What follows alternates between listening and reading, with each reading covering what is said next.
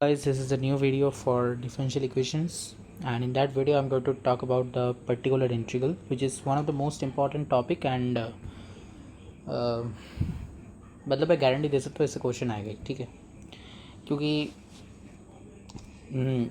यही होता है जहाँ पे पर्टिकुलर इंटीग्रल कैलकुलेट करना पड़ता है और बहुत ही लेंदी क्वेश्चंस हो जाते, मतलब सोल्यूशन बहुत ही लेंदी हो जाते हैं। सो ये क्वेश्चन आएगा ही क्योंकि examiner will try to provide us such kind of questions और यू कांट सॉल्व, और such kind of question where we will solve but it will take a lot of time, so that we can't complete our answer script. So however, so ठीक है। सो देखो यहाँ पे particular integral जो होता है it's too much important, ठीक है। इसे कैसे कैलकुलेट करते हैं, ठीक है। तो देखो सबसे पहले यहाँ पे बहुत कुछ लिखा है और ये गायब भी हो जाता है, पता नहीं कैसे। देखो क्या है कि हमने जब भी कहा था, एक मिनट, हमने जब भी कहा था कि भाई सी एफ कैलकुलेशंस के बारे में, जब भी हमने कहा था तभी हमने कहा था कि यहाँ पे एक पॉलिनोमियल ऑफ डी आता है, वहाँ से हम वाई को कॉमन लेते हैं और इस साइड में आता है ज़ीरो, ठीक है। ये है होमोजीनियस इक्वेशंस। अब क्या होता है कि नॉन होमोजीनियस इक्वेशंस भी आ सकते हैं, ठीक है, और आते ही है। नॉन होमोजीनियस ही आते हैं, होमोजीनियस नहीं आते, क्योंकि होमोजीनियस को सॉल्व करना तो बड़ा इजी है। वहाँ पे सिर्फ सी एफ कैलकुलेट कर लो, और अगर कोई बाउंड्री कंडीशन या इनिशियल कंडीशन जो भी है वो अगर दिया हुआ है तो थोड़ा सा टाइम लगता है, बट फिर भी वो बहुत आसान है।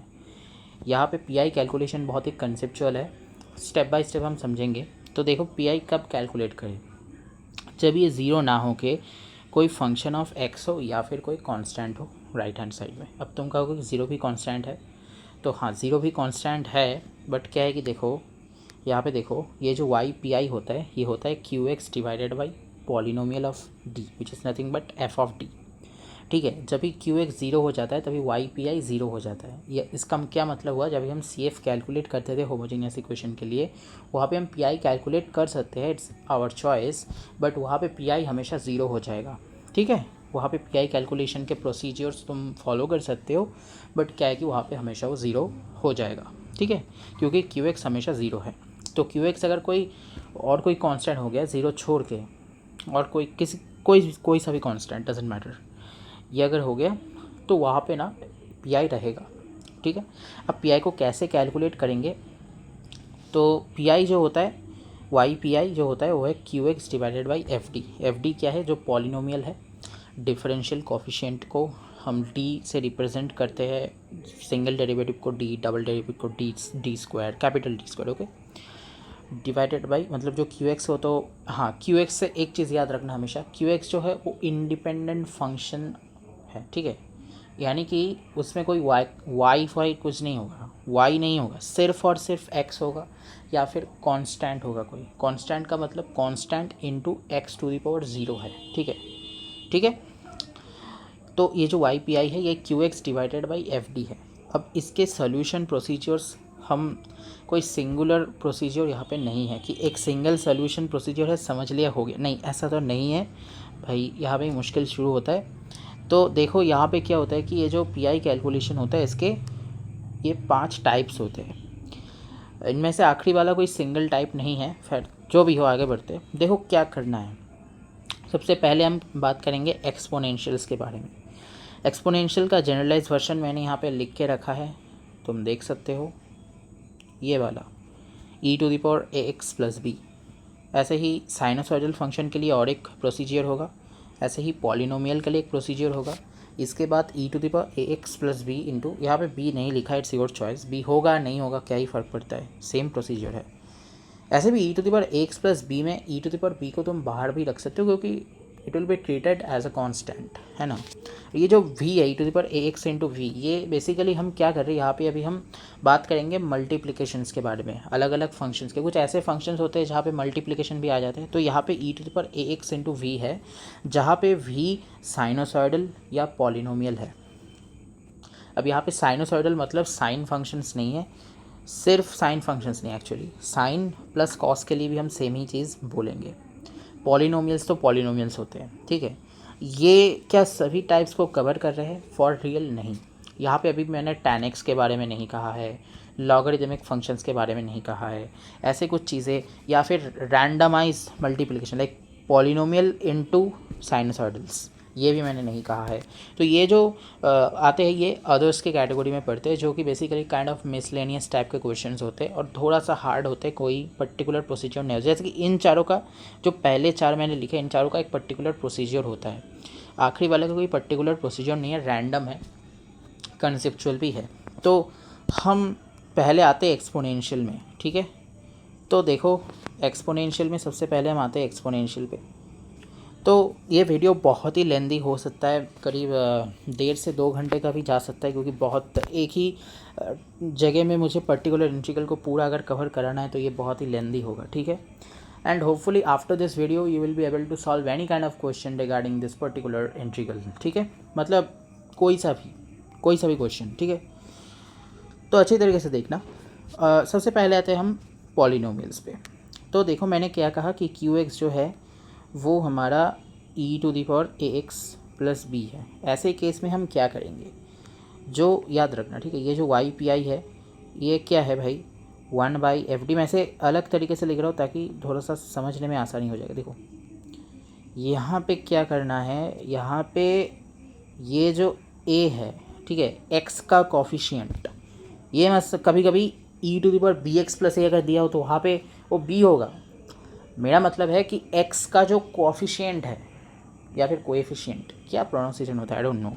सो वो जो कोएफिशिएंट होता है, वो कोएफिशिएंट इस d की जगह पे हमें बस पुट करना है, ठीक है, और कुछ नहीं। तो ये हो जाएगा हमारा f(a), ये हो जाएगा e⁴ax + b, ठीक है। वेल सो थोड़ा सा नॉइज़ हो रहा था। तो e⁴ax + यहाँ पे b है। अब यहाँ पे कंडीशन ये है कि ये जो f(a) है ये, अच्छा एक मिनट, ये जो f(a) है, मान लो हमारा जो f(a) है ये हो गया हमारा 0। ऐसे केस में हम क्या करेंगे, देखो क्या करते हैं ऐसे केस में। ये जो नीचे फंक्शन था उसे हम डेरिवेटिव करेंगे, डेरिवेटिव मतलब d के रेस्पेक्ट में डेरिवेटिव करेंगे, ठीक है। और हाँ, d एक डिफरेंशियल कॉफिशिएंट है, भूल जाओ, d को एज अ वेरिएबल ट्रीट करो। मान लो z है, मान लो z² का डेरिवेटिव क्या होगा, किसी के भी रेस्पेक्ट में डेरिवेटिव क्या होगा, 2z। हाँ तुम कह सकते हो 2z dz dx, क्या बोल रहा हूँ मैं, dz/dx हो जाएगा, नेगलेक्ट करो भाई, 2z होगा, सिंपल हम मान के चलते, ठीक है। तो ऐसे ही इसका डेरिवेटिव बताओ और यहाँ पे लिखो एक x और यहाँ पे लिखो e⁴ax + b, ठीक है, ये याद रखना, ठीक है। अगर ये 0 हो जाए, ठीक है। अगेन अगर हमारा जो f(d) है वो भी 0 हो जाए तो क्या करें, अगेन इसको और एक बार डेरिवेटिव करना है और यहाँ पे एक x और आएगा, मतलब x² हो गई है, इसको डबल डेरिवेटिव करना है। और यहाँ पे जो d था, सॉरी ये तो मैं बताना ही भूल गया भाई, एक मिनट रुक जाओ, ये जो d है ये d नहीं, ये a होगा, क्योंकि हम f'(d) निकाल रहे हैं, उसके बाद हम d = a पुट कर रहे हैं, ठीक है। तो ये भी d नहीं, ये भी a होगा, ठीक है। तो यहाँ पे जो है कि भाई ये f'(a) अगर आया तो यहाँ पे एक जो फंक्शन था, मतलब e⁴ax + b, ठीक है। तो ये आसान है, शायद कुछ मुश्किल तो है नहीं इसमें।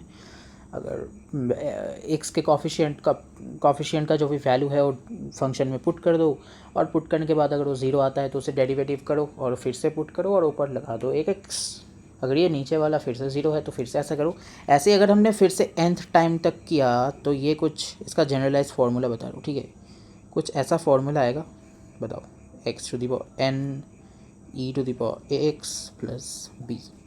अगर ये फिर से 0 हुआ तो f(n+1) लेंगे, ठीक है, मतलब फिर से डेरिवेटिव करेंगे। तो ऐसे इन्फिनिट टाइम तक चलता जाएगा। मैंने बस इसका एक नॉर्मल फार्मूला लगा दिया यहाँ पे। ऐसा ये फार्मूला पता नहीं बुक्स में लिखा होता है कि नहीं, बट ये इसका प्रोसीजर है। चलो एक क्वेश्चन करेंगे, वो क्वेश्चन से ही समझेंगे, ठीक है। अब देखो मैं CF कैलकुलेशन के टाइम में मैं पहले भी बता रहा हूँ, मैंने सारे फार्मूलाज तुम्हें दे दिए थे, ग्रुप में है, वहाँ से रट लियो फार्मूलाज को, ठीक है। मतलब CF कैलकुलेट करने के जो भी फार्मूलाज है, ठीक है, उन्हें रट लेना, वरना मैं यहाँ पे फार्मूला तो लिखने नहीं वाला, मैं यहाँ पे डायरेक्ट आंसर लिखूँगा CF का, क्योंकि D के सॉल्यूशंस के बेसिस में CF को कैलकुलेट करने के डायरेक्ट फार्मूला होता है। डायरेक्ट एक नहीं, बहुत सारे फार्मूलाज होते हैं। मैंने शायद 15-16 या 20 फार्मूलाज का एक लिस्ट भेजा था, तो वहाँ से देख लेना, ठीक है। एक क्वेश्चन करते हैं, वहाँ से सब कुछ समझ आ जाएगा मेरे हिसाब से। तो चलो करते हैं क्वेश्चन।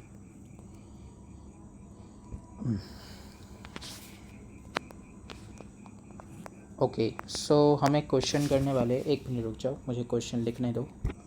चलो इस क्वेश्चन को सॉल्व करते हैं। Let me change the ink. So देखो डी आई बोल रहा हूँ, सॉरी, सी एफ जो कैलकुलेट करते हैं, सबसे पहले हम लेफ्ट साइड में करेंगे सी एफ का कैलकुलेशन। जैसे मैं अप्रोच ले रहा हूँ तैसे ही अप्रोच करना, सिस्टमेटिक वे में क्वेश्चन को सॉल्व करना, आसानी से सॉल्व होगा और कैलकुलेशन मिस्टेक भी नहीं होगा एक्चुअली, ठीक है। अब देखो क्या होता है कि यहाँ पे थोड़ा सा ज्ञान देना बहुत ज़रूरी है। प्रॉब्लम सॉल्विंग स्किल्स जो होता है उसमें मैक्सिमम लोग माहिर इसलिए नहीं होते क्योंकि उन्हें प्रॉब्लम देखने के बाद प्रॉब्लम पहली बात तो समझ नहीं आता है, दूसरी बात प्रॉब्लम सॉल्विंग का एक अप्रोच होता है, ठीक है। मतलब एक प्रॉब्लम को पकड़ने का एक अप्रोच होता है। भाई इस क्वेश्चन को मैंने देखा तो इसे ऐसे अप्रोच करूँगा मैं, ठीक है। हो सकता है कि मेरा अप्रोच गलत है, बट ऐसे ही 2-3 अप्रोचेस के बाद मेरा एक अप्रोच लग जाएगा और मेरा क्वेश्चन सॉल्व हो जाएगा। अब हो सकता है कि कभी कभी ऐसे क्वेश्चंस आए जहाँ पे हमें इन्फिनिटी टाइम्स अप्रोच लगाने पड़े, सॉल्व ना हो, ऐसे क्वेश्चंस हो भी सकते हैं, बट क्या करें, ये तो रैंडम है ना, अप्रोच हम जस्ट लगा देते। तो देखो इस क्वेश्चन को देख के मेरा अप्रोच क्या होगा, मैंने देखा कि यहाँ पे ये है, तो इसका मतलब ये होमोजीनियस तो नहीं है। क्यू एक्स जो है क्या वो इंडिपेंडेंट फंक्शन है, मतलब एक्स का सिर्फ फंक्शन है या फिर कोई कांस्टेंट है, तो हाँ एक्स का फंक्शन है। मैंने कहा था अगर यहाँ पे कोई कांस्टेंट हो तो, अच्छा मैंने कांस्टेंट के बारे में नहीं बताया, कांस्टेंट हुआ तो क्या करेंगे, कांस्टेंट को e⁻0 से मल्टीप्लाई करो और उसे एक एक्सपोनेंशियल फंक्शन जैसे ट्रीट करके आगे बढ़ेंगे, ठीक है। याद रखना कांस्टेंट को कोई और फंक्शन मत देना कि भाई कांस्टेंट है तो उसे x⁻0 लगा दिया तो पॉलिनोमियल हो गया, मत करना, उसे e⁻0 बोलो। मतलब कांस्टेंट 12 है मान लो, 12 इंटू e⁻0 एक एक्सपोनेंशियल फंक्शन है और वहाँ पे जो ज़ीरो है वही हमारा a है ना। e⁻0, अबे ये क्या हो गया, हाँ तो e⁻0 क्या है भाई, e⁻0 into x plus b, b मतलब कुछ भी है, बी मुझे क्या, बी नहीं, सॉरी बी तो नहीं है, एक मिनट, बी कहाँ से आ गया, बी नहीं है, तो e⁻x इंटू 3, यहाँ पे a का वैल्यू 0 है, ठीक है। ऐसे आगे बढ़ना, तो इस क्वेश्चन में ऐसा कुछ नहीं है, इस क्वेश्चन में तो हमें a का वैल्यू -2 दिखाई दे रहा है ऐसे। तो हम पहले ये सब सोचना बंद करेंगे, हम सबसे पहले सी एफ कैलकुलेट करेंगे, जहाँ पे सिर्फ और सिर्फ हमें ये काम करना पड़ेगा। देखो सी एफ कैलकुलेट कैसे करते हैं, let me change the ink. अच्छा सबसे पहले तो हम इस इक्वेशन को ढंग से लिखने वाले, ये d² + 4d, देखो d², ये d² आया, ये 4d आया, +4 इंटू आया y इक्वल्स टू आया e⁻−2x।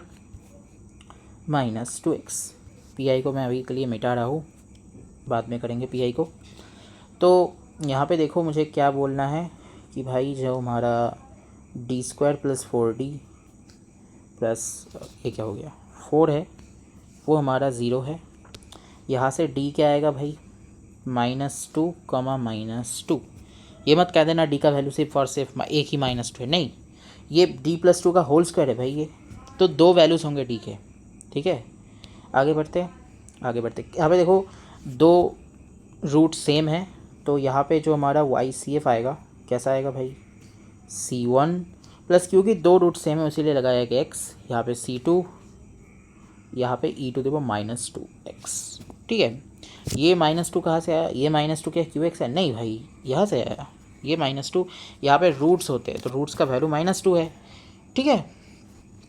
अच्छा ये मैंने किस लिए दिया, ये अंडरलाइन किस लिए दिया भाई मैंने, अरे अच्छा अब ठीक है, ये हमारा YCF निकल गया, बाद में इसे हाईलाइट करेंगे, बहुत ही आसानी से YCF निकल गया हमारा, ठीक है। अब यहाँ पे C1 और C2 का वैल्यू हम तब निकालेंगे जब भी बाउंड्री या फिर इनिशियल कंडीशन दिया होगा। फॉर स्पेसिफिकली यहाँ पे बाउंड्री कंडीशन ही दिया होगा, इनिशियल कंडीशन तब देते हैं जब भी टाइम आ जाता है, जो हम पार्शियल डिफरेंशियल इक्वेशंस में हम बहुत देखने वाले कि बहुत ही, मतलब वो पार्शियल डिफरेंशियल इक्वेशन में बहुत ही इंपॉर्टेंट हो जाता है, वो जो कैटेगरी होता है, मतलब इनिशियल और boundary conditions are different, not same. In that case we can treat them both of them as a same quantity or something like that. So let's calculate the PI now without wasting a lot of time. So P I कैसे calculate करें, चलो P I calculate करते हैं। P I, चलो P I calculate कैसे करें। मैंने कहा था भाई वाई पी आई जो है, देखो पी आई एकदम सिस्टमेटिक वे में कैलकुलेट करना। वाई पी आई जो है क्यू एक्स का वैल्यू है E to the power minus two X given था, डिवाइडेड बाई एफ डी का वैल्यू है D square plus four D plus four. ठीक है, यहाँ पे मुझे एक बात बताओ, डी का एक रूट -2 है, यानी कि अगर मैंने इसको यहाँ पे बैठा दिया तो ये ज़ीरो आएगा ही। ठीक है ना, मतलब ये तो हमारा एफ ऑफ -2 कितना होना चाहिए, ज़ीरो ही तो होना चाहिए, वरना देखो ये -2 तो इस इक्वेशन का इस पॉलिनोमियल का एक रूट है ना, तो ज़ीरो आएगा। मैं चेक नहीं कर रहा, मैं डायरेक्ट बोल रहा हूँ। ठीक है, आगे बढ़ते हैं। तो इसका मतलब है कि हमें यहाँ पे एक x लेना पड़ेगा और इसको डिफरेंशिएट करना पड़ेगा, जिसके कारण हमें मिलेगा 2d + 4। अब यहाँ पे मुझे बैठाना पड़ेगा d = a, और यहाँ पे मेरे हाथ में a मतलब -2। ठीक है, a मतलब -2, यहाँ पे मेरे हाथ में कुछ ऐसा फंक्शन अभी भी है। आगे बढ़ते, अब मुझे d -2 अगर मैंने पुट किया तो ये फिर से ज़ीरो आ रहा है भाई, ये फिर से ज़ीरो आ रहा है, तो मुझे इसे फिर से लगाना पड़ेगा डेरिवेटिव, और यहाँ पे x² आएगा, फिर से डेरिवेटिव किया तो ये 2 हो जाएगा डायरेक्ट, और यहाँ पे e टू द पावर आएगा -2x। मेरे हिसाब से ज़्यादा अब सोचने की ज़रूरत नहीं, इसे अच्छी तरीके से लिख देते वाई पी आई को। वाई पी आई का value x² e to the power -2x divided by 2 आया है। अब हम दोनों को करेंगे हाईलाइट, थोड़ा सा देखने में अच्छा लगता है और कुछ नहीं। अरे ठीक है, तो समझ गए, वाई पी आई और वाई सी एफ निकल गया। अब इन दोनों को ना हम करेंगे फाइनल सोल्यूशन निकालने के लिए, जो हमारा y होता है वो y C F plus Y P i हो जाए। अबे प्लस का सिंबल कहाँ दे दिया मैंने, प्लस वाई पी आई हो जाता है। ठीक है, ठीक है, आसान है, आसान है, आसान ही तो होगा, कुछ यहाँ पे खास तो है नहीं, अभी तो कुछ आया ही नहीं है। ई का सबसे इजी है ऐसे। सो अगर तुम एक क्या बोलते हैं थीस्ट हो, तो ये दुआ करो कि भाई हे भगवान, मुझे ऐसा एक क्वेश्चन एग्ज़ाम में चाहिए जहाँ पे मुझे EX दे दे, और मैं भाई एकदम परफेक्ट सॉल्व करूँगा, S लेके आऊँगा भाई मैथ्स 3 में। ठीक है, सो मैं तो एथीस्ट हूँ, मेरे बारे में बात करना छोड़ दो। अच्छा क्या बोलते हैं, Y C F plus Y P I. So अब इन दोनों को करते ऐड, चलो इसमें करते ऐड। मेरे हिसाब से ये कुछ C1 + C2x into e to the power -2x plus x² by 2 e to the power -2x, कुछ ऐसा आएगा। यहाँ से तुम maximum e to the power -2x को कॉमन लेके भी कुछ लिख सकते हो, it's your choice, I am not doing such kind of things. ये हमारा फाइनल सोल्यूशन है। ठीक है, ये हमारा फाइनल सोल्यूशन होगा y। ठीक है, ये हमारा फाइनल सोल्यूशन है।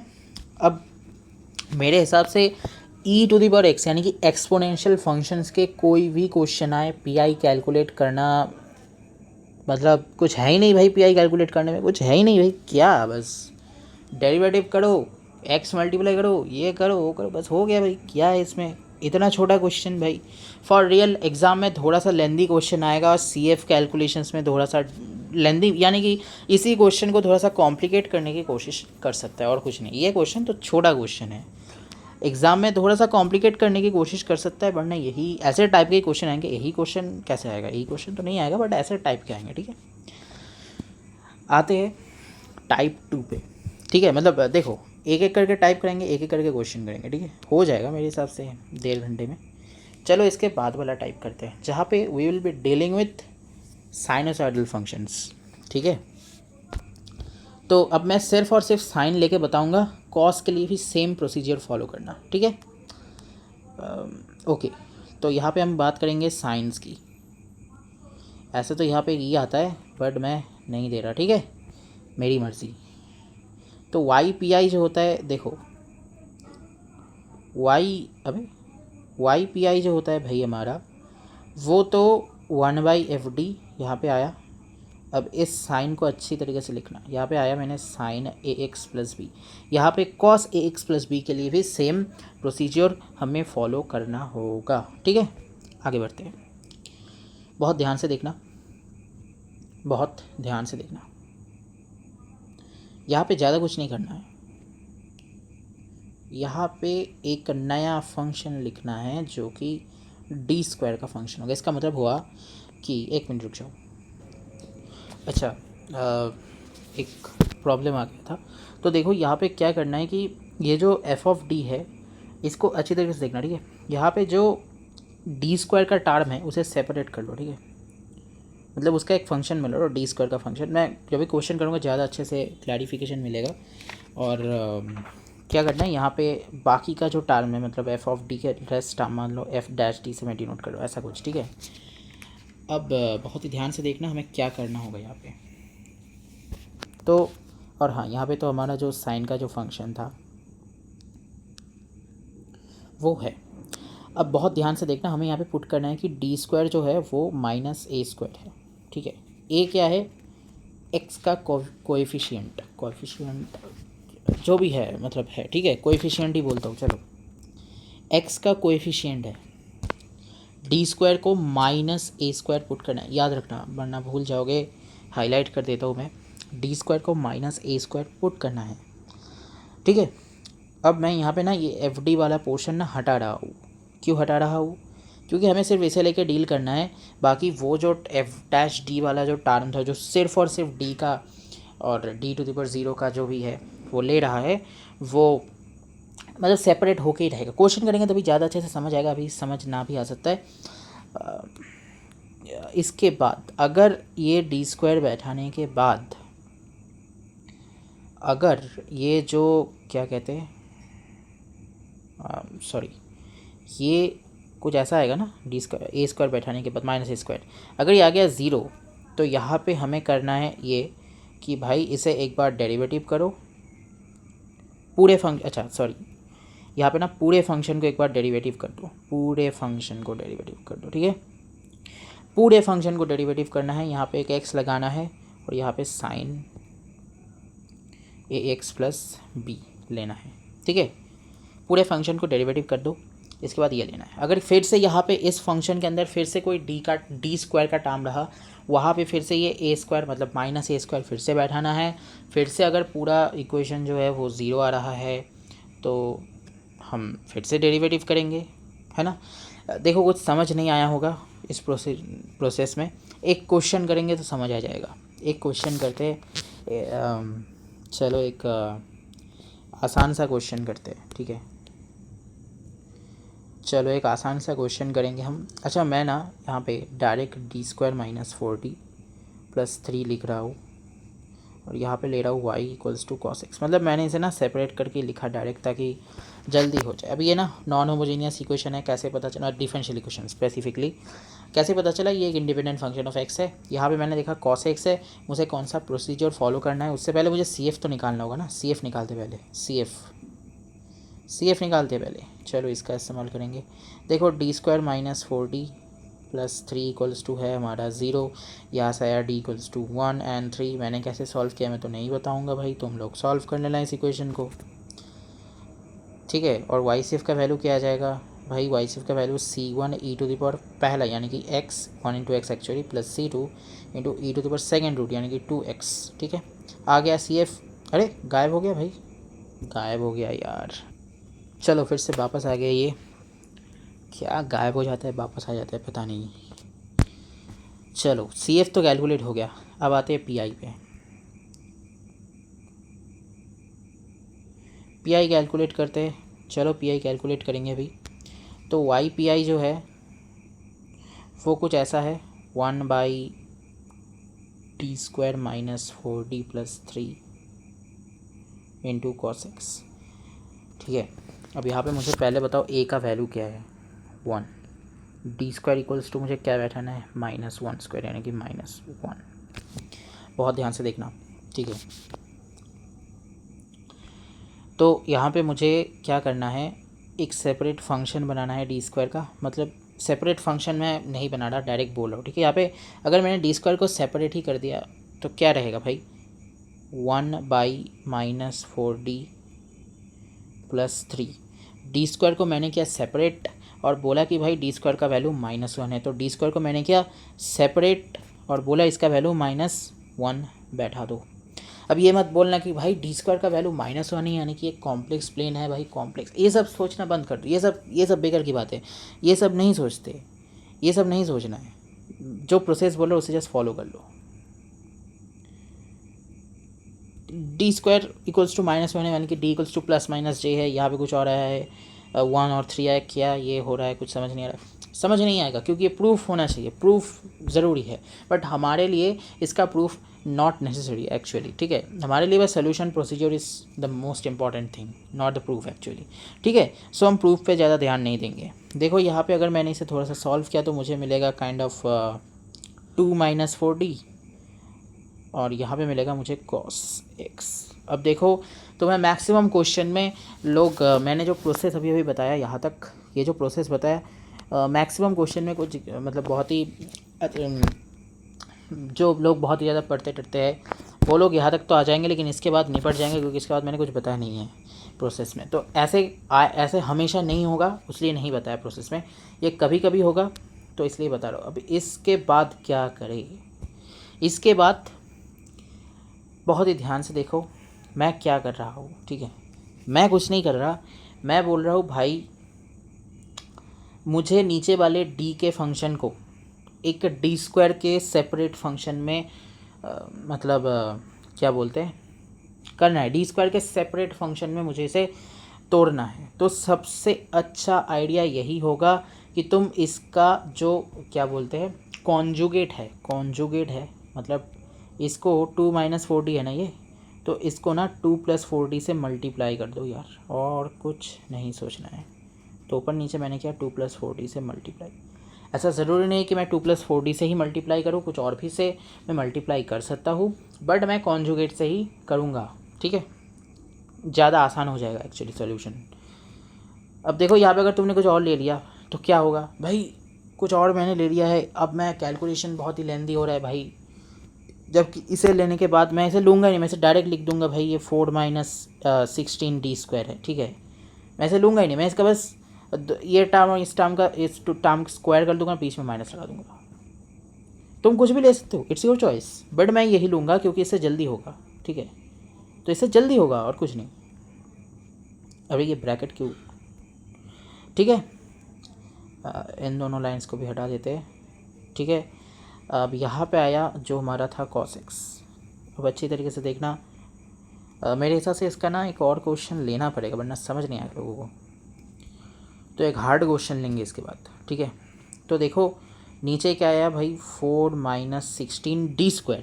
अब d² का वैल्यू -1 है तो यहाँ पे ये प्लस हो जाएगा और ये 2 + 4d है। बताओ यहाँ पे cos x आया, ऊपर से मैंने ना एक 2 को लिया कॉमन, ये नीचे 20 हो गया तो ये 10 हो जाएगा, 2 से 20 कट गया एक्चुअली। यहाँ पे मुझे दिखाई दे रहा है भाई 1 + 2d इंटू cos x। अब एक्चुअली d यहाँ पे क्या बोल रहा है भाई, मुझे d बोल रहा है कि भाई मुझे कोई भी फंक्शन दे दो, मैं उसे तोड़ दूंगा, मैं उसे डिफरेंशिएट कर दूंगा, और 1 बोल रहा है भाई मेरे साथ बस मल्टीप्लाई कर दो। तो 1 के साथ मैंने किया cos x को मल्टीप्लाई, प्लस यहाँ पे 2 और डिफरेंशिएट किया cos x को, मुझे मिला माइनस, अबे ये क्या हो गया, अबे क्या हो रहा है ये, हाँ अब ठीक है, मुझे मिला -sin x, ठीक है, डिवाइडेड बाई 10। तो ये हमारा YPI है एक्चुअली, यही हमारा वैल्यू ऑफ YPI है, ठीक है, हमें मिल गया YPI और कुछ नहीं है, यहाँ तक ही सोल्यूशन था। और इसके बाद YPI और ICF को ऐड कर देना और अपना फाइनल सोल्यूशन लिख के भेज देना कमेंट में, अगर तुम्हें कोई मतलब सोल्यूशन चेक करना है तो, ठीक है। तो इसका फाइनल सोल्यूशन तो तुम लिख ही पाओगे, मैं YPI तक बोल रहा हूँ। एक खतरनाक क्वेश्चन लेते जहाँ पे थोड़ा सा मतलब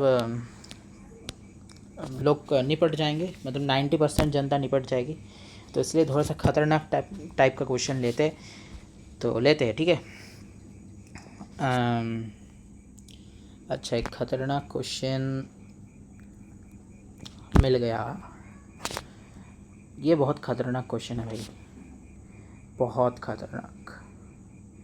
तो यहाँ पे ना CF को ना मैं डायरेक्ट लिख दूंगा, ठीक है, मेरा काम यहाँ पे होगा PI कैलकुलेट करना, CF तुम खुद कैलकुलेट करके लिख देना, बस आंसर चेक कर लेना यहाँ से। YCF जो होगा, देखो यहाँ से भी अगर तुम थोड़ा बहुत सा भी प्रैक्टिस कर चुके हो YCF को कैलकुलेट करने की, तो तुम भी यहाँ पे YCF को मतलब क्वेश्चन देख के YCF लिख दोगे कि YCF का वैल्यू कुछ ऐसा आएगा भाई, C1 cos x plus C2 sin x।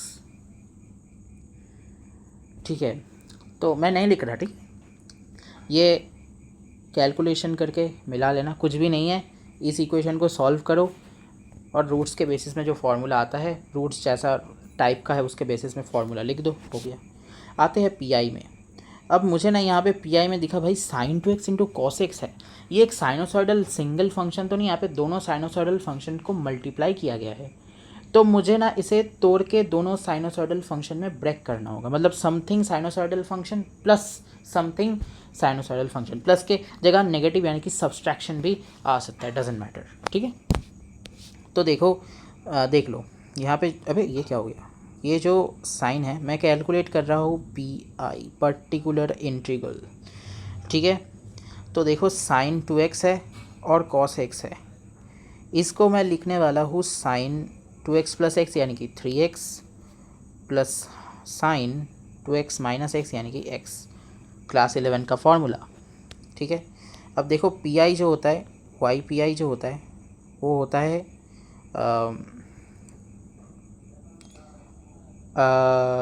अच्छा सॉरी, यहाँ पे तो क्या कर दिया भाई, यहाँ पे एक हाफ आएगा, फार्मूला तो मैंने ही गलत लिख दिया भाई, क्या यार मैं फार्मूला भी गलत लिख रहा हूँ। यहाँ पे आएगा एक हाफ, गलती हो गई भाई, खैर जो भी हो। इस हाफ को ना बाहर ही रखते हैं, किसी काम का नहीं है, बस आखिर में थोड़ा सा कैलकुलेशन प्रॉब्लम कराएगा।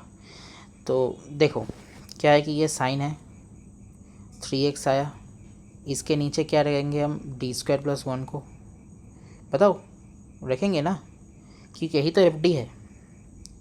यहाँ पे आया sin x, इसके नीचे रखेंगे हम d² प्लस 1 को, फिर से रखा मैंने। अब मुझे पता है यहाँ पे a का जो वैल्यू है वो डिफरेंट है, यहाँ पे a का वैल्यू 3 है और यहाँ पे a का वैल्यू 1 है, तो इन दोनों को सेपरेट कर देते पहले हाफ। सबसे पहले इस पे देखते हैं, यहाँ पे 3 है, यहाँ पे 3 है, तो मैं d² को -9 बैठाऊँगा, -3² मतलब -9, तो यहाँ पे -9 अगर हमने बैठा है तो आएगा -8, तो -8 आया। ऊपर क्या है भाई, sin 3x प्लस ये अच्छा यहाँ पे देखो a का वैल्यू है 1, a का वैल्यू, अबे हाँ a का वैल्यू 1 है, a का वैल्यू 1 है ना।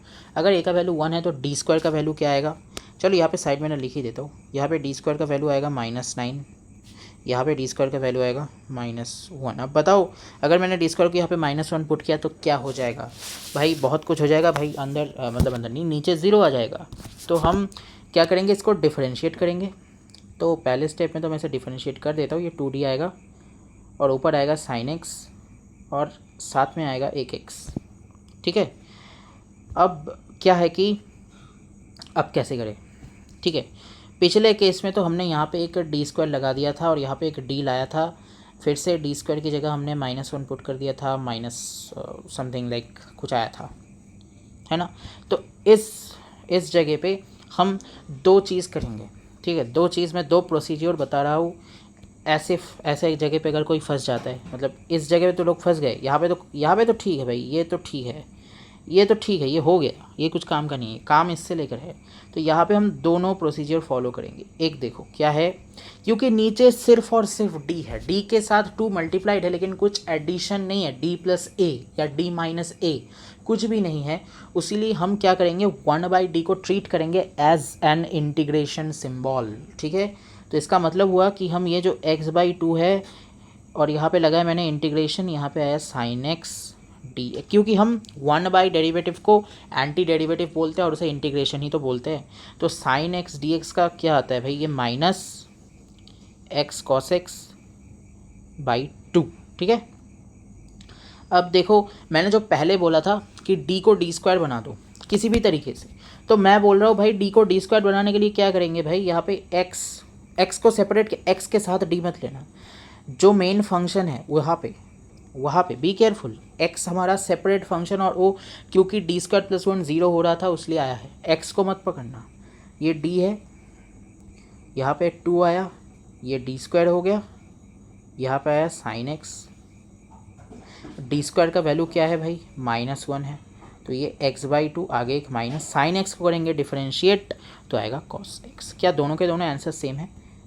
दोनों के दोनों आंसर सेम है। अबे ये क्या हो गया? हाँ, दोनों के दोनों आंसर्स तो मुझे लगता है सेम ही है, कुछ गलत नहीं है, सेम ही है। तो ऐसा ज़रूरी नहीं कि हमेशा सेम आएगा, कभी कभी थोड़े से डिफरेंट आ सकते हैं और उनको एल्जेब्रिकली इक्वल किसी ना किसी तरीके से हम प्रूव कर सकते हैं, ठीक है। ऐसा ज़रूरी नहीं कि हमेशा ये दोनों सेम आएंगे, ऐसा ज़रूरी नहीं है, कभी कभी अलग अलग भी आ सकते हैं, डर मत जाना। दोनों के दोनों सेम ही होंगे एल्जेब्रिकली, किसी भी तरीके से हम दोनों को सेम टू सेम प्रूव कर सकते हैं एल्जेब्रिकली, ठीक है। एल्जेब्रिकली मतलब क्या, मतलब और भी किसी तरीके, एल्जेब्रिकली मतलब एल्जेब्रिकली भी प्रूफ कर सकते हैं, कोई साइन का कोई कॉस का कोई प्रॉपर्टी लगा के प्रूफ कर सकते हैं, ठीक है। तो घबरा मत जाना, दोनों के दोनों आंसर्स अलग आए तो, ठीक है। ऐसे दोनों के दोनों कैलकुलेट ही क्यों करोगे, ठीक है। तो हाँ, तो मैंने जैसा कहा जब डी सिंगल रहेगा तभी इसका इस्तेमाल करना, मतलब जल्दी होगा एक्चुअली। तो मैं अभी डी स्क्वायर को किया, फिर डिफरेंशिएट किया, भाई इतना टाइम कौन लगाएगा भाई। यहाँ पे 1/d है, साइन एक्स को करेंगे इंटीग्रेट, साइन एक्स का इंटीग्रेशन माइनस कॉस एक्स आता है, x/2, हाँ x/2 था, बाहर हो गया, काम ख़त्म। अब बताओ, इन दोनों को मैं ले रहा हूँ यहाँ पे, ये आया हाफ, ये आया -1/8 इंटू साइन, अरे अरे अरे साइन क्या लिख रहा हूँ मैं, साइन 3x, साइन, अबे क्या यार, साइन 3x प्लस नहीं -x/2 कॉस x, और ये। अब बाकी यहाँ से ना तुम इसे मतलब 2 को अंदर ले जा सकते हो, तुम्हारी मर्ज़ी। इसके बाद एल्जेब्रिकली तुम सॉल्व कर लेना, मतलब ये तो सॉल्व मैंने कर ही दिया है, बस इसके बाद भी कुछ स्टेप्स तुम कर सकते हो, इट्स योर चॉइस। बाकी अगर कोई प्रूफ दे तो करना तो पड़ेगा ही, क्योंकि यहाँ तक तो प्रूफ नहीं देगा, प्रूफ इससे थोड़ा सा मॉडिफाइड वर्जन देगा, जहाँ पे कुछ 2 अंदर मल्टीप्लाई होगा, एलसीएम ले लेगा, एलसीएम शायद 16 आएगा, हाँ एलसीएम 16 आ रहा है, तो कुछ होगा ऐसा तैसा। तो ये खतरनाक क्वेश्चन था क्या? मेरे हिसाब से नहीं था, बट यहाँ पे ना ये कंसेप्ट समझाना था मुझे, इसलिए लिया था, ठीक है। तो ये खतरनाक क्वेश्चन नहीं था, क्वेश्चन में बस देखो, ये जो मैंने कंसेप्ट अभी भी कहा, ये कंसेप्ट बहुत आगे जाके हमें और भी देखने को मिलने वाला है, ठीक है, ठीक है, ओके, नॉट एन इशू। इसके अगले वाले टाइप पे आते, जहाँ पे हम डिस्कस करने वाले पॉलिनोमियल्स पे। तो अगले वाला टाइप है, एक मिनट,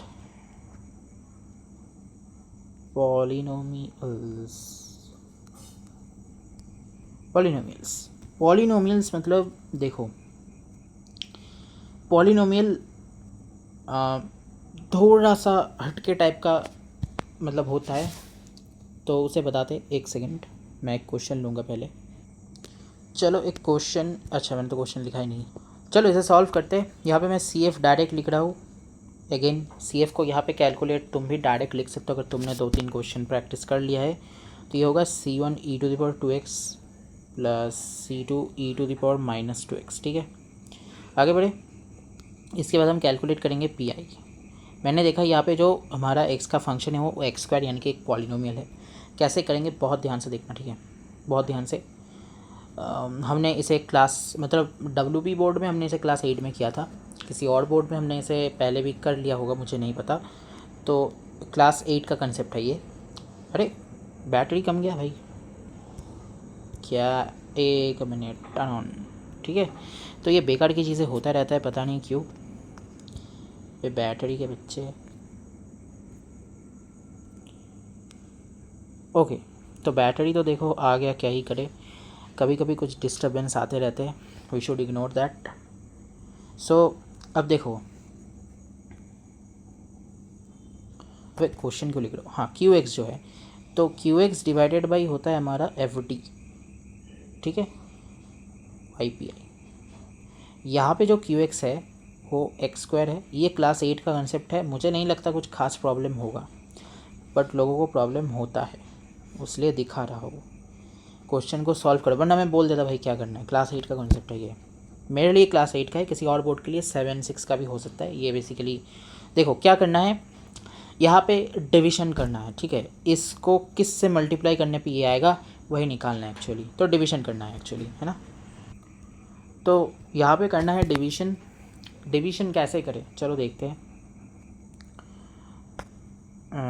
अच्छा, इन दोनों को पहले हटाऊँ, उसके बाद डिवीज़न करेंगे। तो कलर चेंज करने दो मुझे। अच्छा, सबसे पहला काम ये बात समझ लो, इसको डिवीज़न करने के लिए एक चीज़ मेरा ना एक प्रोसेस है, इस प्रोसेस को फॉलो करो। इसे इंक्रीजिंग ऑर्डर में लिख लो। डी के जो पॉलिनोमियल्स होते हैं उन्हें इंक्रीजिंग ऑर्डर में लिख लो। 4 + d², ठीक है, लिख लिया। अब बहुत ध्यान से देखना, मैं डिवाइड कर रहा हूँ, x² चाहिए मुझे। -4 के साथ क्या मल्टीप्लाई करूँ कि मुझे x² आएगा, -x²/4 मल्टीप्लाई करूँ तभी मुझे मिलेगा x², है ना, x²।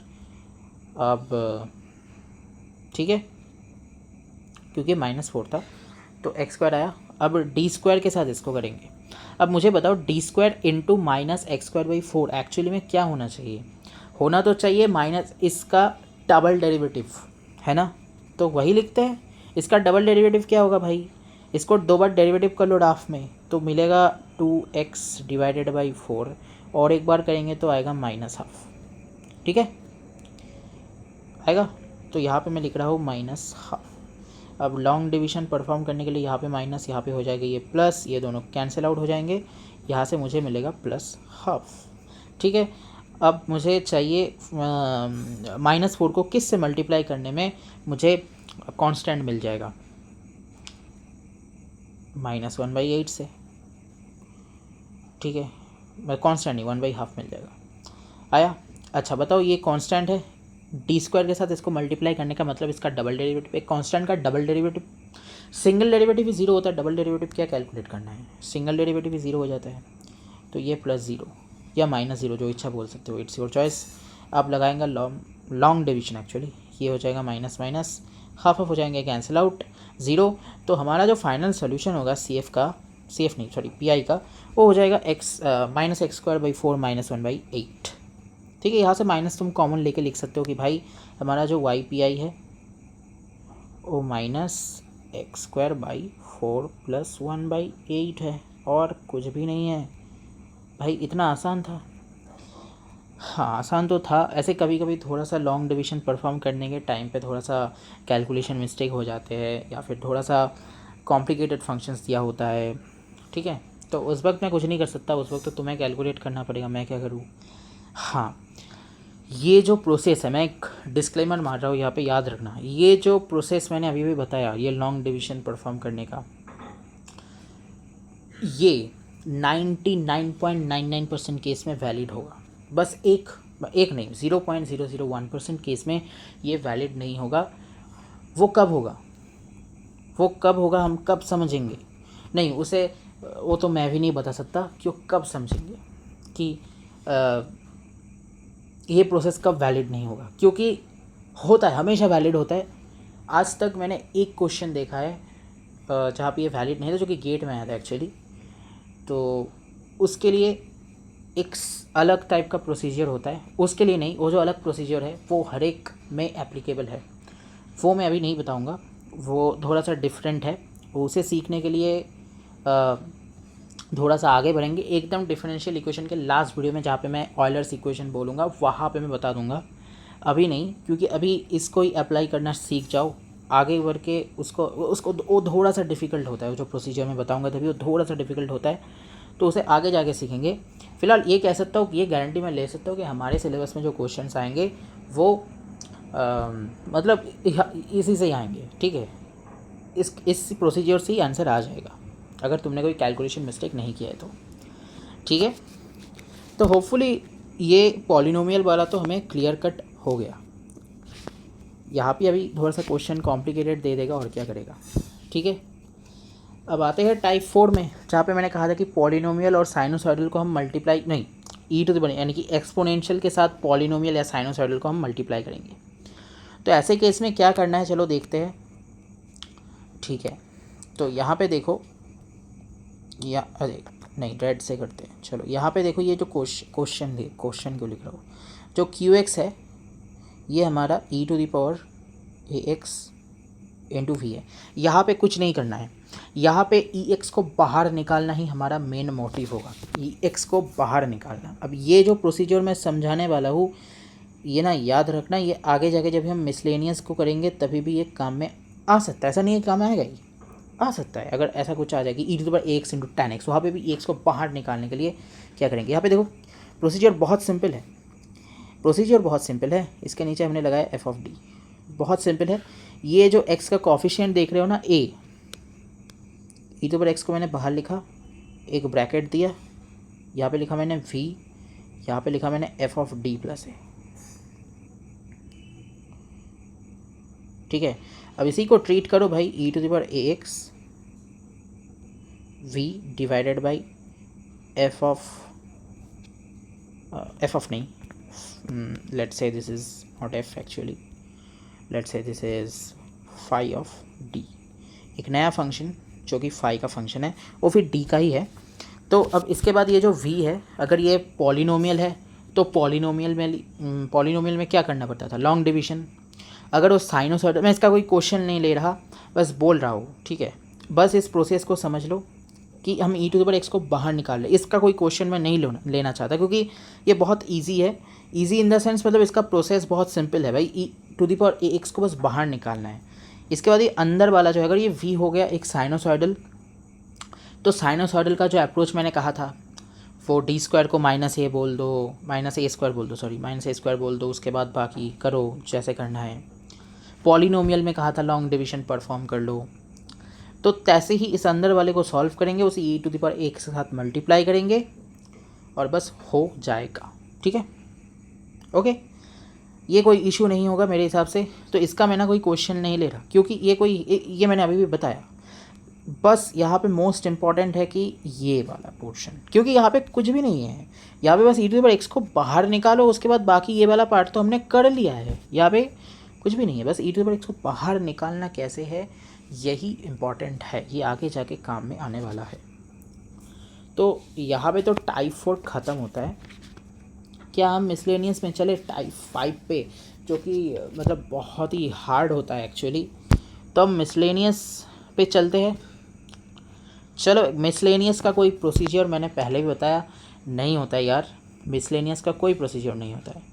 मिसलेनियस को कैलकुलेट करना थोड़ा सा मुश्किल होता है, बट फिर भी मैंने ना एक प्रोसीजर बता रहा हूँ, ऐसा ज़रूरी नहीं कि लग जाए, बट एक प्रोसीजर बता रहा हूँ, ठीक है। याद रखना, मैं जो क्वेश्चंस करता हूँ ऐसे ही करता हूँ, मतलब अप्रोच, ये कोई प्रोसीजर एक्चुअली नहीं है, अप्रोच है एक। तो ये जो वाई पी आई है मिसलेनियस में टाइप 5 पे आते हैं, ठीक है। टाइप 5, ठीक है, टाइप 5 पे मिसलेनियस कर रहे हैं। कैसे करेंगे देखो, ध्यान से देखना।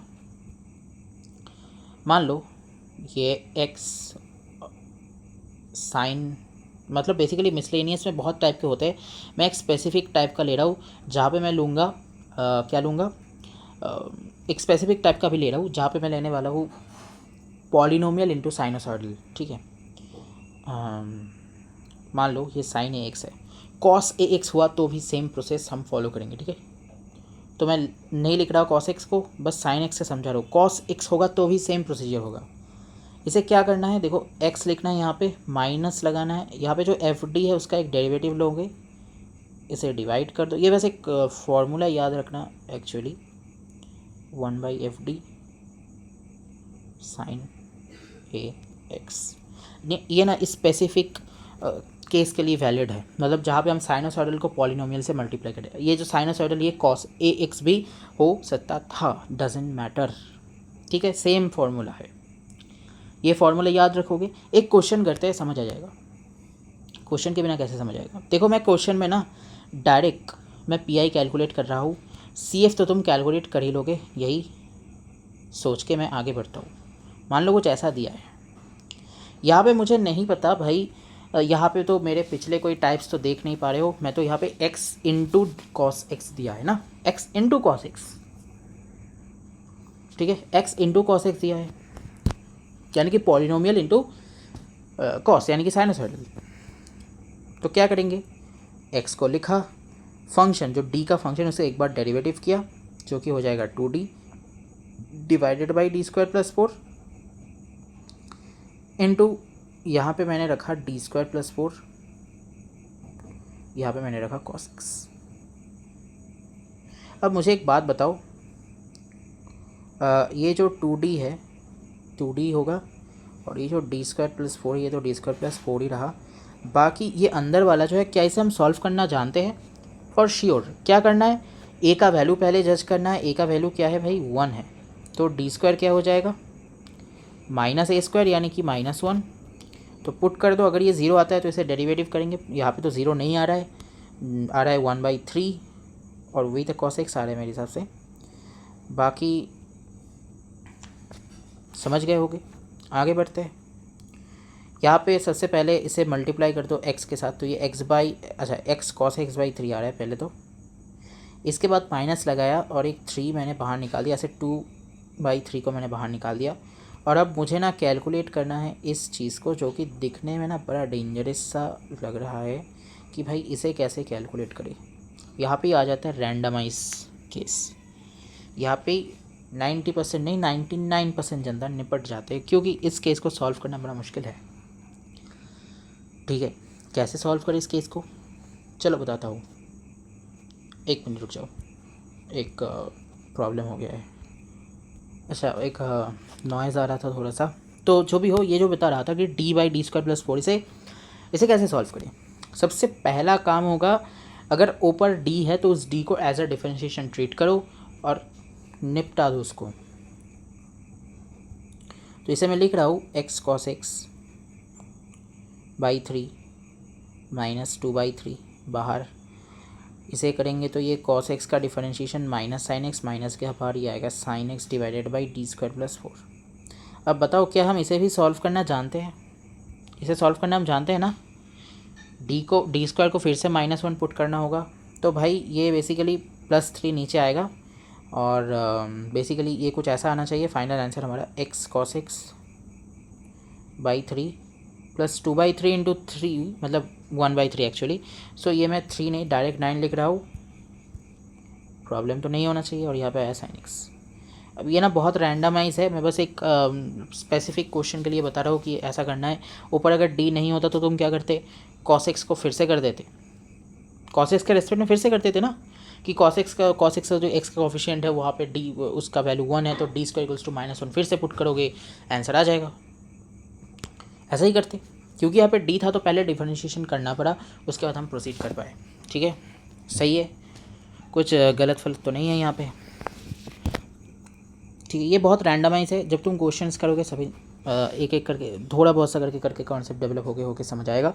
मेरे हिसाब से मैंने जितना हो सके समझा दिया है इस क्वेश्चन में। अब एक और क्वेश्चन हम लेंगे नहीं, इसी टाइप का एक और मतलब इसका एक और टाइप दिखाता हूँ मैं तुम्हें, 1 मिनट। ठीक है, यहाँ पर टाइप्स बहुत इंपॉर्टेंट है डिफरेंशियल इक्वेशन में। बहुत टाइप के क्वेश्चन आते हैं। मान लो ये दिया है, इसमें कैसे करोगे? ठीक है, मान लो कुछ ऐसा दिया है। मैं इस क्वेश्चन को ना सॉल्व नहीं करूँगा, मैं बस प्रोसीजर बता रहा हूँ कैसे करोगे। तो मैंने कहा था ना e⁻x को कैसे बाहर निकालते हैं। x का जो कॉफिशिएंट है उसे नीचे पुट कर दो, यानी कि d की जगह d + a पुट कर दो। a का वैल्यू 1 है यहाँ पे, तो इसे कैसे करोगे? e⁻x को बाहर निकालने के लिए बाहर निकाला मैंने, यहाँ पे x sin x divided by क्या आया?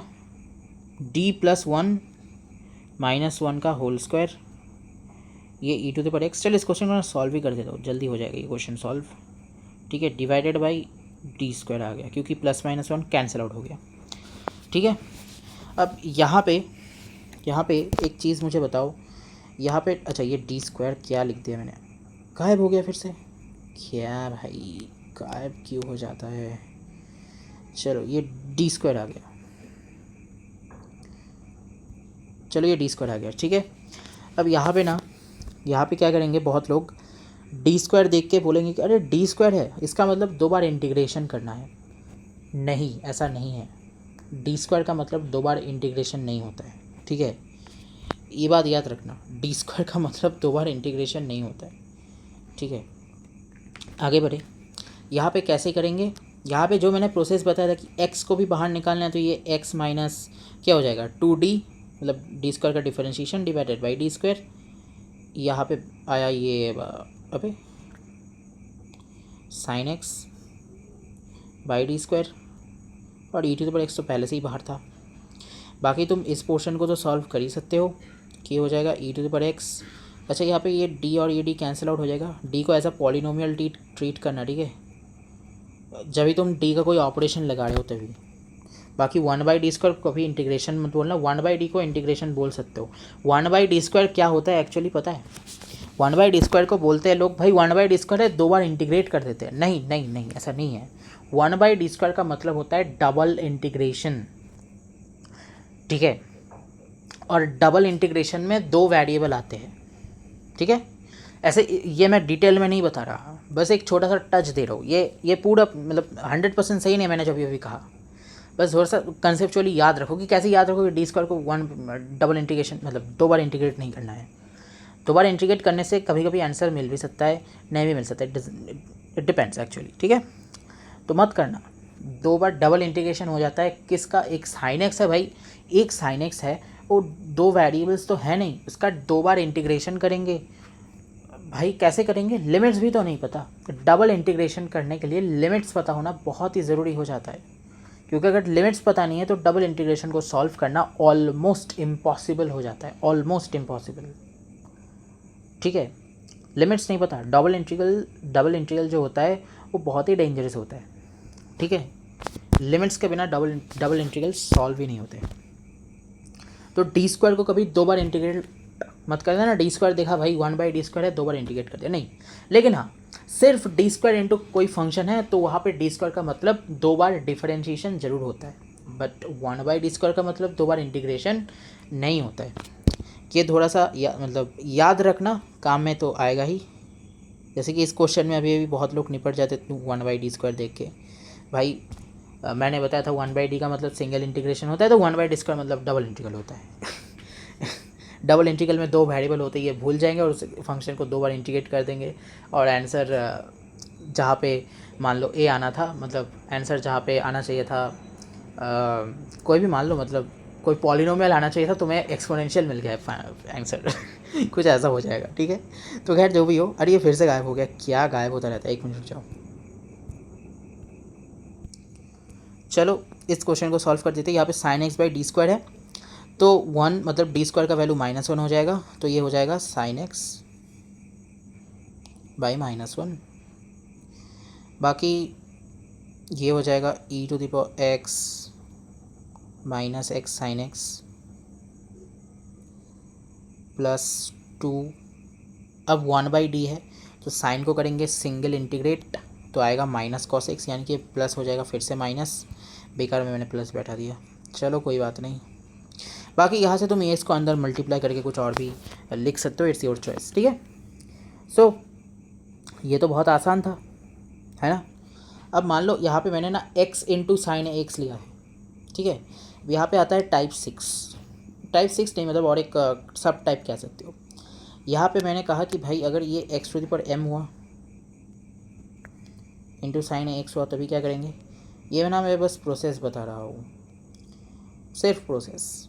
देखो ये जो पी आई है इसे हम लिखेंगे भाई इमेजिनरी पार्ट ऑफ, ये आएगा नहीं ऐसे, फिर भी बोल रहा हूँ, E to the power X divided by F D. ये मैंने क्या लिखा भाई? मुझे बताओ ऑयलर इक्वेशन क्या है, मतलब जो ऑयलर का इक्वेशन था सीस थीटा का, जो E to the power I theta equals to cos theta plus I sine theta. बस समझा रहा हूँ, फॉर्मूला देख के लोग घबरा सकते हो, इसलिए मुझे बताओ imaginary part of e to the power I theta क्या है? क्या वो साइन थीटा है? ना कि i sine theta? I sine theta नहीं, मैं इमेजिनरी पार्ट की बात कर रहा हूँ। आई को छोड़ के जो पार्ट होता है उसे इमेजिनरी पार्ट बोलता है, ना कि आई को कंसिडर करके, ठीक है। तो क्या मैं साइन ए थीटा को मतलब ए एक्स को इमेजिनरी पार्ट ऑफ दिस लिख सकता हूँ? और उसके साथ अगर मैंने x to the power m को मल्टीप्लाई कर दिया और एफ डी को डिवाइड भी कर दिया, कोई फ़र्क नहीं पड़ने वाला, सेम ही रहेगा, वो तो अलग चीज़ है ना। तो ऐसे ही लिखा मैंने इसको, ठीक है। अब मुझे बताओ क्या इसको सॉल्व करना इजी है? यहाँ पे e⁻x को बाहर निकाल लोगे f प्लस डी और ए आई बैठा के। ए नहीं भाई, यहाँ पे x का कोफिशिएंट a इंटू आई है, बी केयरफुल।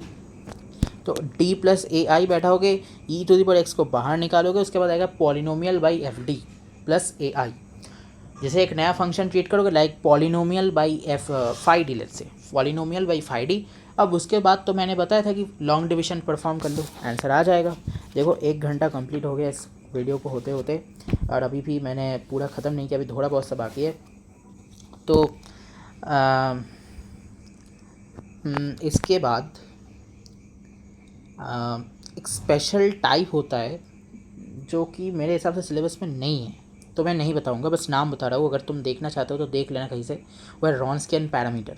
एक मैट्रिक्स होता है, वो सॉल्व करने के बाद कुछ आ जाता है, वहाँ से हम किसी भी टाइप के डिफरेंशियल इक्वेशंस के नॉन होमोजेनियस डिफरेंशियल इक्वेशंस के सॉल्यूशन निकाल सकते हैं बड़े आराम से, ठीक है।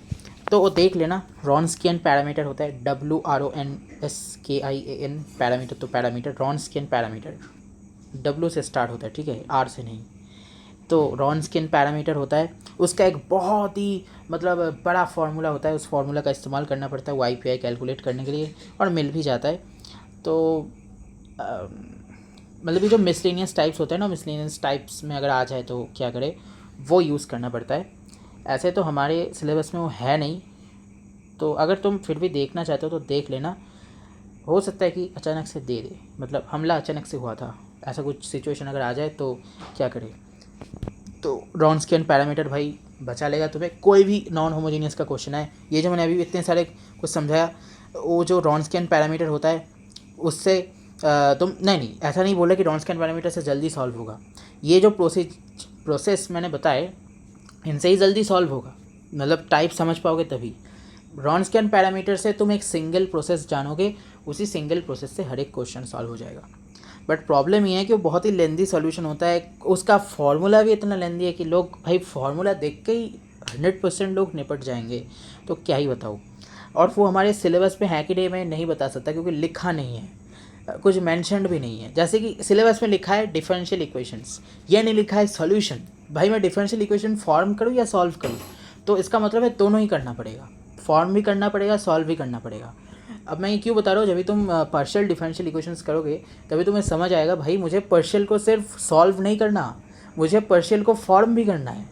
फॉर्म के भी क्वेश्चन आते हैं, और वो पार्शियल में आते ही है। पार्शियल में क्वेश्चंस आते हैं कि भाई एक है कुछ देगा पार्शियल में, मैं अभी नहीं बताऊंगा, पार्शियल जब भी करेंगे तभी बताऊंगा।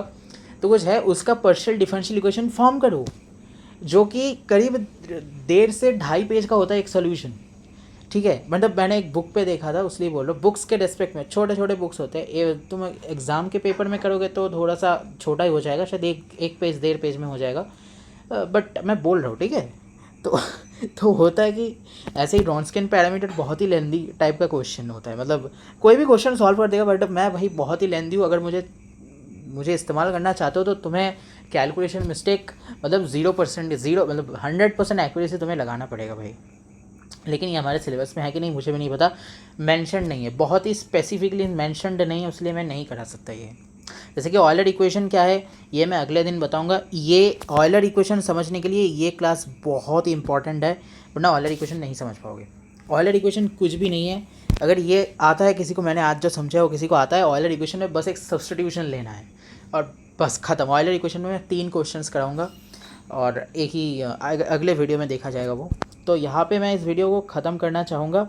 मैंने सब कुछ ही बता दिया है, और मैंने जो कहा था ना वो tan x आता है, sec x आता है, कोई भी फंक्शन दे दे वो रॉन्स्कियन से ही सॉल्व होता है, ठीक है। वो मिसलेनियस मैंने जो कहा था, मुझे अभी याद आया कि रॉन्स्कियन तो हमारे सिलेबस में ही नहीं है, या फिर हो भी सकता है, मुझे नहीं पता भाई, मेंशन नहीं है, क्योंकि रॉन्स्कियन एक स्पेसिफिक टाइप है। जैसे कि मेथड ऑफ वेरिएशन एक स्पेसिफिक टाइप है, इससे भी हम सॉल्व कर सकते हैं। मेथड ऑफ वेरिएशन भी मैं अगले वीडियो में नहीं, मतलब लास्ट वीडियो में बताऊँगा।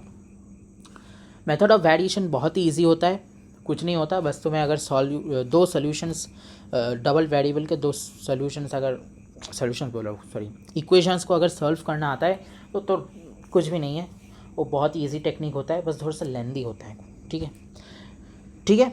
तो पीआई कैलकुलेशंस के प्रोसीजर्स मैंने समझा दिए हैं। सीएफ को मैंने पहले ही बता दिया था, सीएफ के लिए फार्मूला रटना बहुत ज़रूरी है। पीआई के लिए कुछ स्पेसिफिक प्रोसीजर्स मैंने बताए अभी काइंड ऑफ फार्मूला ही तुम कह सकते हो। और सी एफ भी मैंने बता दिया, आखिर में दोनों को ऐड करना कभी मत भूलना। और एक मतलब थंब रूल हमेशा याद रखना, डिफरेंशियल इक्वेशन मतलब नॉन होमोजीनियस टाइप के डिफरेंशियल इक्वेशन में अगर कोई बाउंड्री कंडीशन दिया है, बाउंड्री कंडीशन कब देते हैं, जब भी एग्जामिनर चाहता है कि तुम क्वेश्चंस को थोड़ा सा लेंदी मतलब आंसर को थोड़ा सा लेंदी बनाओ, और C1 और C2 जो CF कैलकुलेट के टाइम पे आता है उन दोनों का वैल्यू कैलकुलेट करो, तभी एग्जामिनर बोलता है कि भाई मैं बाउंड्री कंडीशन दे रहा हूँ। और बाउंड्री कंडीशन ही देगा, क्योंकि क्या होता है कि डिफरेंशियल इक्वेशंस जो भी हमारे ऑर्डिनरी डिफरेंशियल इक्वेशंस होते हैं उस पर टाइम वेरिएबल नहीं देते, तो बाउंड्री कंडीशन ही आएगा। मैं स्पेसिफाई करके बोल रहा हूँ, अगर टी होता है तो इनिशियल होगा, लिख के नहीं देगा कि ये इनिशियल है बाउंड्री है। बट हाँ, पार्शियल में ये बहुत ही प्रॉब्लम क्रिएट करने वाला है, बट ऑर्डिनरी में नहीं, कोई प्रॉब्लम नहीं है। और क्या बोलते हैं, हाँ, तो आखिर में एकदम ये थंब रूल याद रखना हमेशा, वरना मैक्सिमम लोग गलती करते हैं CF कैलकुलेट करने के बाद ही वहाँ पे जो बाउंड्री कंडीशन या फिर इनिशियल कंडीशन जो भी है वो लगा देते हैं। ऐसा कभी मत करना, पहले CF कैलकुलेट करो, देन PI कैलकुलेट करो, उसके बाद दोनों को ऐड करने के बाद बाउंड्री कंडीशन या इनिशियल कंडीशन लगाओ, वहाँ से C1 और C2 का वैल्यू निकालो। बाउंड्री कंडीशन हमेशा 2 कंडीशंस बाउंड्री में हमेशा देगा, ठीक है, 2 कंडीशंस बाउंड्री कंडीशन हमेशा देगा, उससे दोनों इक्वेशंस बनेंगे, दोनों इक्वेशंस को सॉल्व कर लेना, C1 और C2 को बाहर निकाल लेना, उसके बाद फाइनल में C1 और C2 को वैल्यू लिख के तुम आंसर लिख देना, ठीक है। और क्या बोल रहा था, हाँ, और एक चीज़ जो बहुत ही ज़्यादा इम्पॉर्टेंट है कि बहुत लोग सोचेंगे कि भाई C1 और जब भी हम सिर्फ होमोजीनियस की बात करते थे तभी तो हम CF पे ही बैठा देते थे, तो वहाँ पे भी हम एक्चुअली में PI पे भी बैठाते तो थे, बट PI होता था हमारा 0, जिसके कारण बैठाने ना बैठाने से कोई फ़र्क नहीं पड़ता था, जो हमारा फाइनल सोल्यूशन है उस पर कोई इफेक्ट नहीं पड़ता, तो इसलिए CF कैलकुलेट करने के बाद ही हम कर देते थे। लेकिन यहाँ पे CF और PI को कैलकुलेट करने के बाद दोनों को ऐड अप करो, एक फाइनल सोल्यूशन निकलेगा, उसमें हमारा जो भी वैल्यूज़ है मतलब बाउंड्री कंडीशन है उन्हें बैठा के फाइनल सोल्यूशन लिख देना। ये थंब रूल हमेशा याद रखोगे। तो यहाँ पे मैं इस वीडियो को एंड करता हूँ। So thank you for watching my videos and good bye.